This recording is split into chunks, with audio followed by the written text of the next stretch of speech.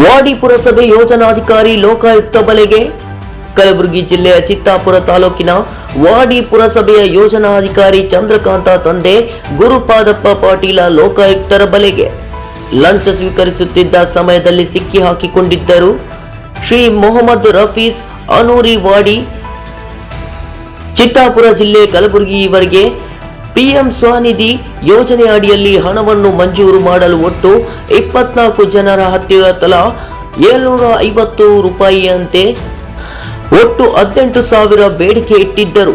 ಈ ದೂರನ್ನು ಆಧರಿಸಿ ಮಿಂಚಿನ ಕಾರ್ಯಾಚರಣೆ ನಡೆಸಲಾಗಿದ್ದು ಒಟ್ಟು ಹಣ ರು 18,000 ಲಂಚಕ್ಕೆ ಬೇಡಿಕೆ ಇಟ್ಟಿದ್ದರು.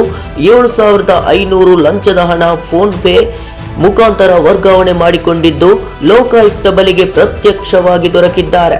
ವಾಡಿ ಪುರಸಭೆಯ ಯೋಜನಾ ಅಧಿಕಾರಿಗಳಾದ ಶ್ರೀ ಚಂದ್ರಕಾಂತ ಪಾಟೀಲ್ ಇವರು ಪಿಎಂ ಸ್ವನಿಧಿ ಯೋಜನೆ ಅಡಿಯಲ್ಲಿ ಮಂಜೂರಾದ ಸಾಲ ರು 10,000 ರೂಗಳಿಗೆ ನನ್ನನ್ನು ಸೇರಿದಂತೆ ಒಟ್ಟು 24 ಜನರ ಹತ್ತಿರ ತಲಾ 750 ರೂಪಾಯಿಯಂತೆ ಒಟ್ಟು 18,000 ರೂಗಳ ಲಂಚದ ಬೇಡಿಕೆ ಇಟ್ಟಿದ್ದರು. ಇದರಲ್ಲಿ 10,000 ರೂಪಾಯಿಗಳನ್ನು ಫೋನ್ ಪೇ ಮುಖಾಂತರ ಪಡೆದಿದ್ದರು. ಲಂಚ ಸ್ವೀಕಾರ ಮಾಡುತ್ತಿದ್ದ ಅಧಿಕಾರಿಯನ್ನು ವಶಕ್ಕೆ ಪಡೆದು ನ್ಯಾಯಾಂಗ ಬಂಧನದಲ್ಲಿ ಇರಿಸಲಾಗಿದೆ ಎಂದು ಅಧಿಕಾರಿಗಳು ಮಾಹಿತಿ ನೀಡಿದರು.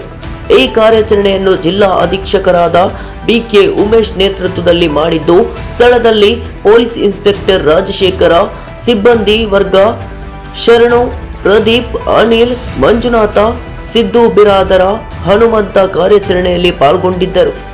Mallikarjuna Sangolagi, NKSD4 news, Kalaburagi.